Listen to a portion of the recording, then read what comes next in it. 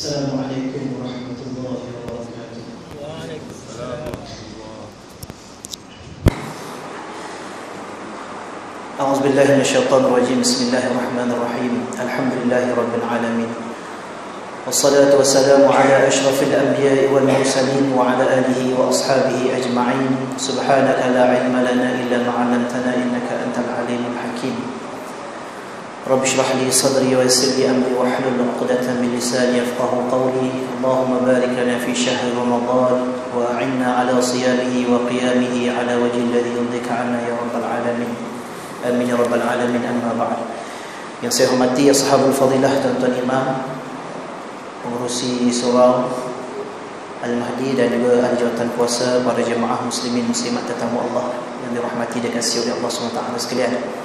Alhamdulillah, kita sama-sama bersyukur kepada Allah Subhanahu wa taala dengan keizinannya dan dengan rahmat kasih sayang Allah Subhanahu wa taala kita berada pada bulan Ramadan yang penuh barakah ini.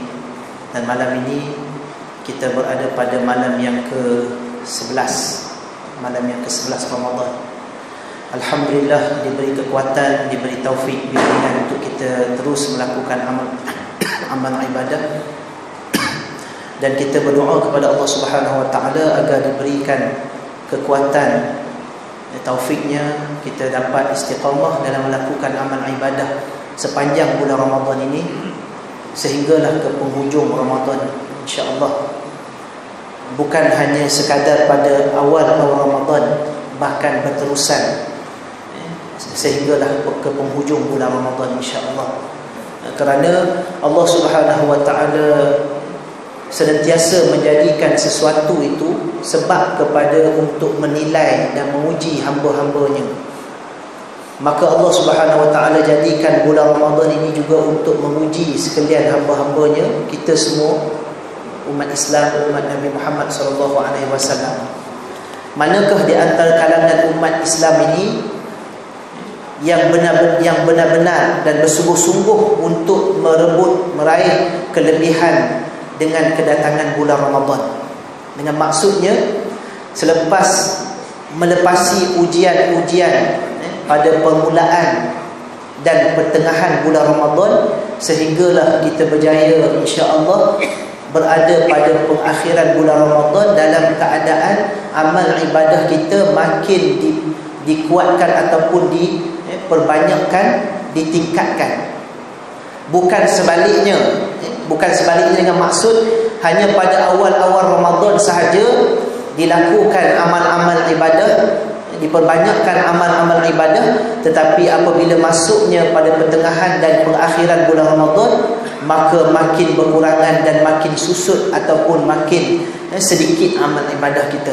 Maka bermaksud di situ, wal-iyazubillah, kita minta lindung, kita gagal melepasi ujian Allah Subhanahu wa taala pada bulan Ramadan.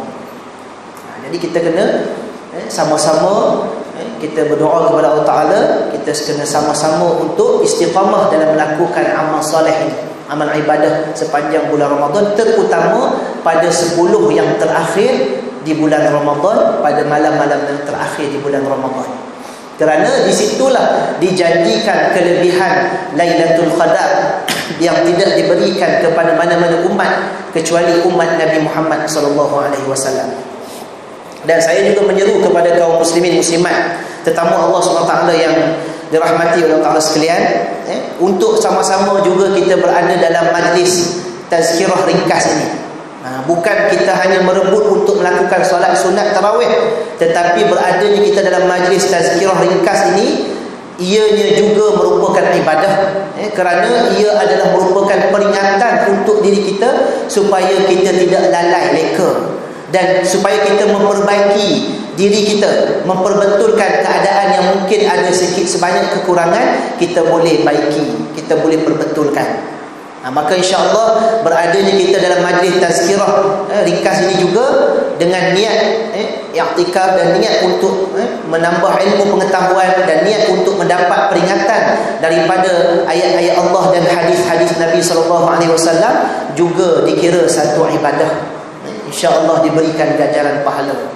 Jadi tak perlulah nak berebut ataupun nak kalut-kalut balik rumah nak buat apa tu. Yang nak balik rumah ada urusan penting darurat, tak apalah, silakanlah. Tapi kalau balik rumah sebab nak makan makanan yang tadi makan tak berapa nak cukup, tadi makan tak habis lagi, sehari pun boleh makan, betul tak? Ataupun balik rumah yang lebih malang lagi, balik rumah nak tengok TV pula. Walhamdulillah bulan Ramadan tengok TV, ataupun buat benda lara yang lain, duduk kedai makan ke, ataupun duduk di mana-mana tempat lepak sembang-sembang kosong, buang masa yang tidak berfaedah bulan Ramadan. Lebih baik duduk dalam majlis tazkirah ini, ataupun duduk dalam rumah Allah Ta'ala ini, berzikir, membaca Al-Quran, tadabbur Al-Quran dan sebagainya. Kerana itulah kelebihan bulan Ramadan. Kalau tidak bulan Ramadan, bulan mana lagi kita nak perbanyakkan amal ibadah? Nak duduk dalam majlis tazkirah seperti ini kalau tidak bulan Ramadan.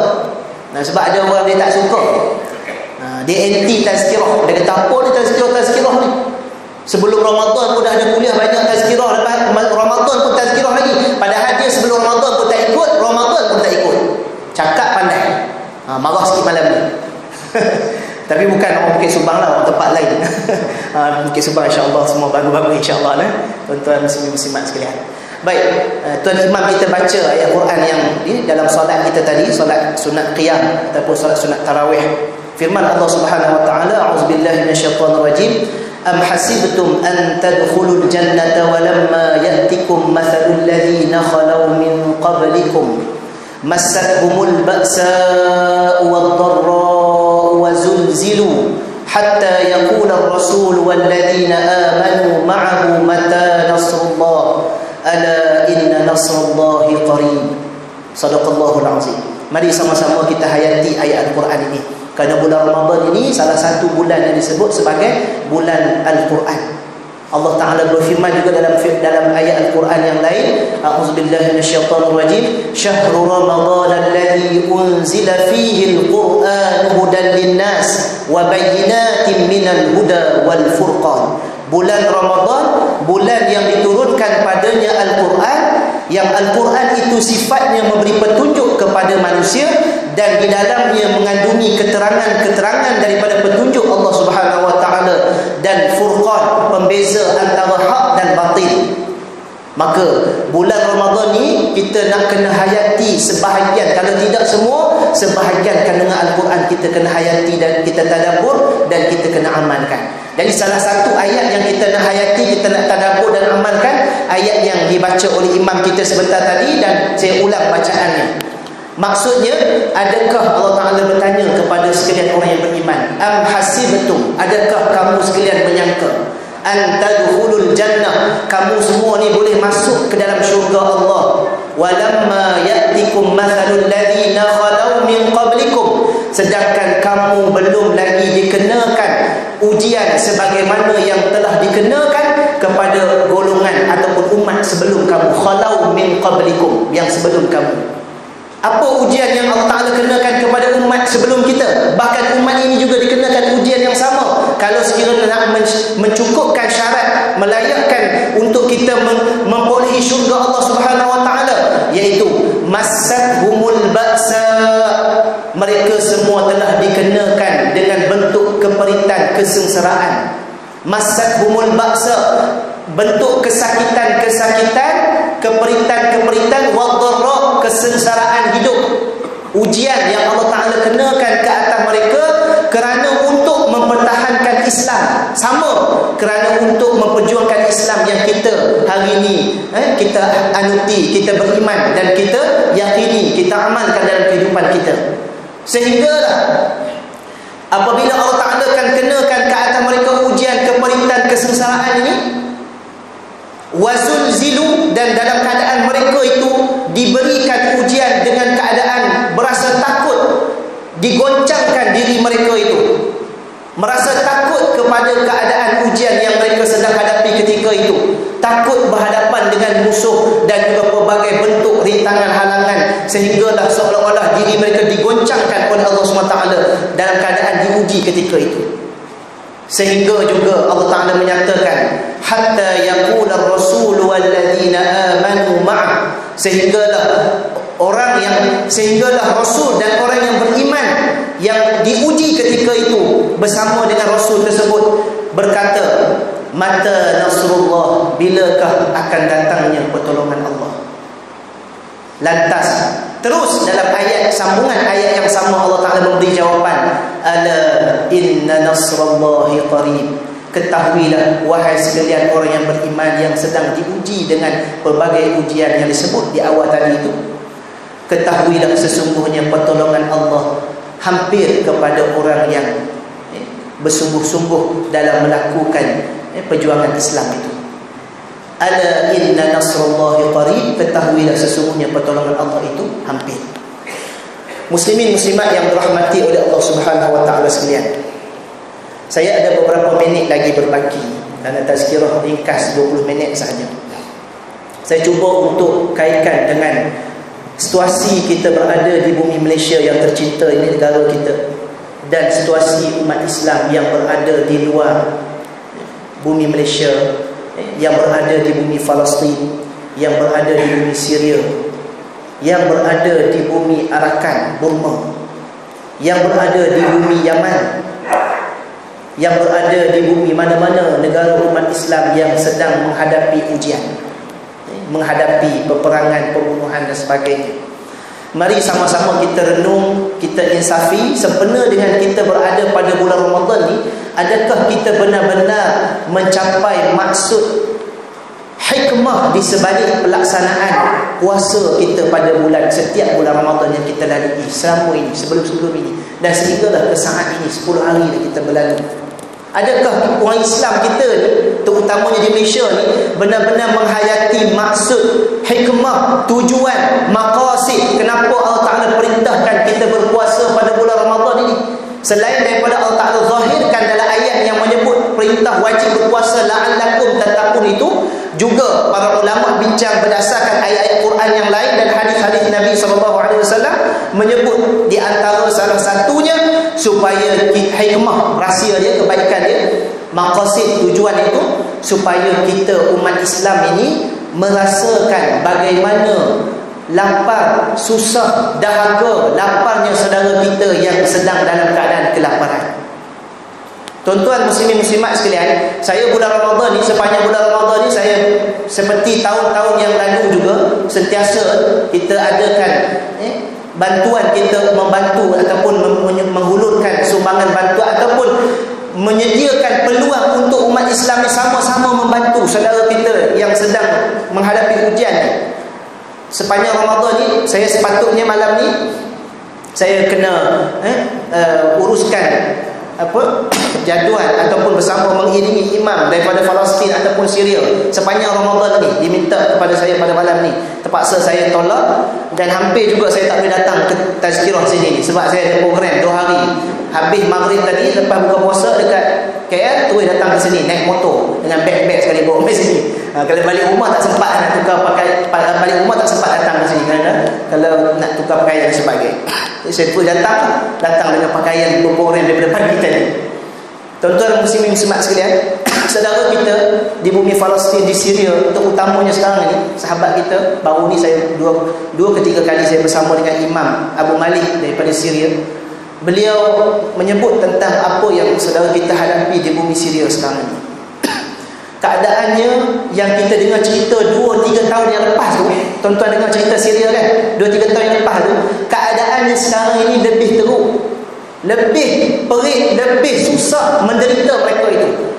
Tidak cukup dengan beberapa bulan ataupun tahun lepas kita tengok bagaimana pelarian yang nak selamatkan diri naik kapal, ada yang jatuh ke laut mati, anak kecil terdampar di tepi pantai, keluarga dukung anak dalam keadaan dalam laut, dukung 2 orang anak nak selamatkan diri daripada keadaan kehidupan yang begitu teruk, mati lemas, mati terbunuh dalam laut yang terbentang luas tu. Nak lari mana?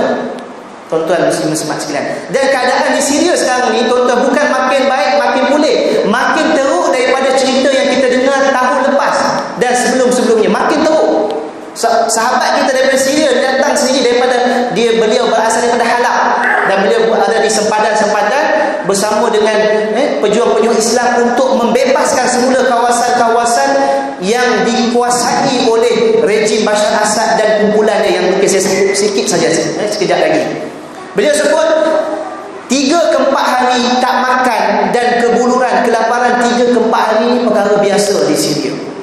Tapi kita di Malaysia ni, tengok hari ni umat Islam di Malaysia, adakah kita menginsafi dan kita mensyukuri nikmat Allah, dan kita teringat ataupun kita ingat, kita fikir tentang saudara kita di bumi Syria ataupun di mana-mana negara Islam yang lain? Kadang-kadang tu berlebih-lebih membazir, membuang makanan, sisa-sisa makanan, sedangkan saudara kita di sana 3-4 hari dan mati kebuluhan tidak makan. Tapi kita hari ini umat Islam masih lagi reka lalai di Malaysia ini melakukan pembaziran di bulan-bulan Ramadan ini, yang tidak sepatutnya berlaku kepada orang yang melaksanakan puasa dengan secara menghayati dengan cara yang sepenuhnya. Tuan-tuan, saya tengok dalam satu Facebook kongsi gambar geng motor dia buat. Dia buat 20 jenis air. 1, 2, 3 sampai 20 jenis air. Tak tahu yang mana satu nak minum, kan? Segala-galanya bulan Ramadan ni. Dan sehinggalah dalam keadaan teruk umat Islam di Malaysia ni melampaui, membazir dan tidak ada penghayatan sebenar bulan Ramadan. Itu yang keluar tahun ni. Tahun lepas dia keluar video pendek tentang beli donat apa. Tahun ni dia keluar pula video pendek tentang dia telefon DJ. DJ tu kata, ya, anda di dalam anda ke udara sekarang, boleh minta lagu apa yang anda nak putarkan, sila dia macam tu. Dia kata, DJ, saya tak nak minta lagu-lagu ni, semua mengarut semua. Dia kata macam tu. Bagus juga dia kata mengarut minta lagu ni kan. Habis nak minta apa? Boleh minta. Saya nak buat satu permintaan. Dia kata, saya nak minta DJ tolong putarkan azan maghrib cepat sikit. Saya ni dah menggigil kelaparan kepala otak dia. Yang dia kata mengarut minta lagu tu, yang dia minta tu lagi mengarut lagi. Putar maghrib, azan maghrib bagi cepat. Sebab apa? Tak tahan apa sangat dah. Kita ni yang sehari puasa tu berapa jam pun tak tahan lah. Tapi saudara kita 3 ke 4 hari tak makan, kebuluhan. Sahabat kita cerita, tuan-tuan, ni orang serius ni cerita. Mereka terpaksa kutip rumput, makan rumput. Allah Rabbi, teringat kita sirah Nabi SAW, bagaimana para sahabat Nabi SAW dan para sahabat diboikot sehingga terpaksa makan daun-daun kayu. Mereka terpaksa kutip rumput, rebus rumput, makan. Kalau tak makan, mati kelaparan. Itu dia kata kalau ada rumput dan pokok-pokok kayu, daun-daun, kalau ada. Tapi kita tahulah di bumi Syria ni kan ada sebahagian padang pasir. Tak ada, dah mati dah, kering kontan. Dan yang saya sedih sangat disebut, dia kata kalaulah kawasan itu tak ada sumber apa makanan lagi, mereka mengharapkan ada kucing lintah masuk ke kawasan mereka tangkap, sembelih dan mereka makan kucing. Ni umat Islam saudara kita di bumi Syria, tuan-tuan dan puan sekalian, makan kucing. Dah darurat. Kalau tak makan kucing jadi macam mana? Mati kerana kebuluhan. Mati. Mengharapkan kucing masuk. Tuan-tuan tahu apa jadi? Mereka dikepung, tidak ada sebarang bentuk makanan keperluan hidup ni sampai kepada mereka, kerana mereka dikepung oleh tentera kerajaan Bashar Assad, dibantu oleh Rusia.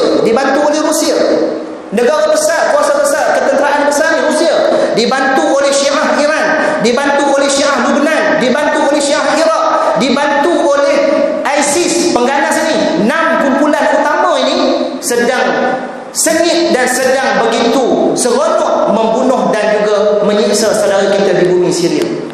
Yang ada satu kumpulan di pihak yang benar, satu kumpulan mujahidin yang benar, satu kumpulan je nak berlawan dengan 6 kumpulan yang mempunyai kekuatan tentera dan senjata yang canggih. Ini yang sedang berlaku di Syria, tuan-tuan muslim-muslimat sekalian. Dan saya nak akhiri, nak sebutnya kenapa kita bicara isu Syria ini, kerana ada banyak hadis Nabi SAW yang menyebut tentang bumi Syam, bumi Syria. Bumi Syria ni Nabi SAW mendoakan kebaikan. Allahumma barik li Syamina, ya Allah ya Tuhan kami, berkati bumi Syam kami ni. Ya tuba li Syam, betapa beruntungnya bumi Syam. Diulang 3 kali. Para sahabat bertanya, walima ya Rasulullah, sebab apa beruntungnya bumi Syam? Maka Nabi SAW menyatakan, tilkal malaika basitu ajnihatiha ila Syam. Demikian itu sekalian para malaikat menghamparkan sayap-sayap mereka dan mendoakan kebaikan, keberkatan kepada bumi Syam. Hadis Nabi. Dan disebut lagi satu hadis yang kita kena ambil peranan, hadis yang ketiga yang kita kena ambil peringatan dan juga kita ambil perhatian. iaitu kata Nabi SAW, idza fasada ahlus syam fala khaira fikum. Ingat, hadis ni Nabi SAW sebut semuanya tentang peristiwa-peristiwa akhir zaman yang akan berlaku di akhir zaman, dan ianya telah berlaku di zaman kita hari ini. Apa Nabi kata? Apabila telah berlaku kerosakan kepada penduduk Syam. Saya ulang, apabila telah berlaku kerosakan kepada penduduk Syam, maka tidak ada kebaikan untuk kamu sekalian, wahai umat Islam. Hari ini berlaku kerosakan kepada penduduk Syam, maka tidak ada kebaikan untuk kita semua selagi mana kita tidak bantu dan bebaskan bumi Syam.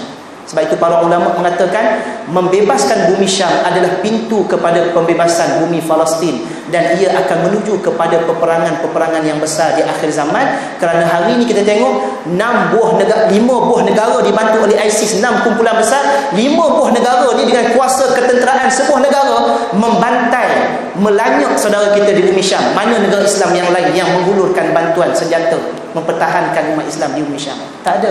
Yang adanya bantuan makanan, ubat-ubatan, duit dan sebagainya, sedangkan mereka di pihak musuh dibantu dengan segala keperluan senjata yang canggih dan sebagainya untuk membunuh saudara kita. Jadi ini situasinya.